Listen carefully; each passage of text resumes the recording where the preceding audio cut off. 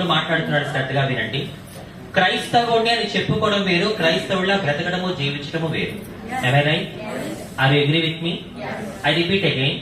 క్రైస్తవుని అని చెప్పుకోవడం వేరు, క్రైస్తవులా జీవించడము బ్రతకడము వేరు. అవునా కాదా? అవును అనేవాళ్ళు హల్లెలూయా చెప్పండి. ఇలా మాట్లాడుతున్నందుకు క్షమించండి.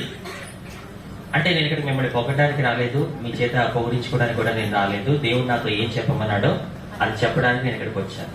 ఒక మనిషి మనల్ని పొగుడుతున్నాడు అంటే ఆ పొగడ్తలు మన వ్యక్తి మీద పండరండి.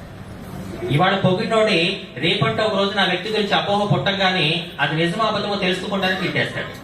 కాబట్టి వినండి, ఇలా మాట్లాడుతున్నందుకు క్షమించండి. ఇక్కడ కూర్చున్న మీలో చాలా మంది ఏం చేస్తారు తెలుసా? మేము క్రైస్తవులం అండి అని చెప్పుకుంటున్నారు. మీలో కొంతమంది మాత్రమే క్రైస్తవుల్లో జీవిస్తున్నారు. ఎవరైతే క్రైస్తవులమో అని చెప్పుకుంటారో వాళ్ళకి వచ్చిన శ్రమల్లో ఓర్పుగా ఉండలేరండి. ఎవరైతే క్రీస్తు కొరకు నిజమైన క్రైస్తవులుగా జీవిస్తూ ఉంటారో వాళ్ళు ఎన్ని శ్రమలు వచ్చినా యేసయ్య వైపు చూస్తూ ధైర్యంగా ఉండగలరు. హల్లెలూయా, హల్లెలూయా. అందుకే మీకు చేతులు జోడించి చెప్తున్నాను, ఇక నుంచి మీరు క్రైస్తవులు అని చెప్పుకోవడం మానేసి క్రీస్తు కొరకు నిజమైన క్రైస్తవులుగా జీవించి చూపించండి. మన ప్రవర్తనే యేసు నామములో ఇతరులకి సువార్తగా అందునుగాక. ఆమేన్, హల్లెలూయా. షడ్రక్ మేషక్ అబేద్నెగోలు బబులోను దేశానికి బానిసలుగా వెళ్లారు. రాజు పెట్టిన విగ్రహానికి మొక్కము అన్నప్పుడు రాజు వాళ్ళ ముగ్గురిని అగ్నిగుండంలో వేసేస్తాను అన్నాడు.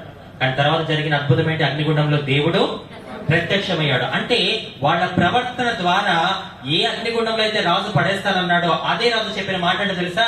వీళ్ళ ముగ్గురు ఆరాధించే దేవుడు గొప్పవాడని పలికాడు. హల్లెలూయా, హల్లెలూయా. దేశం కాని దేశంలో నువ్వు నివసిస్తున్నా నా ప్రియ సహోదరి సహోదరా, నోటితో సువార్త చెప్తే ఎవరికి అర్థం కాదు.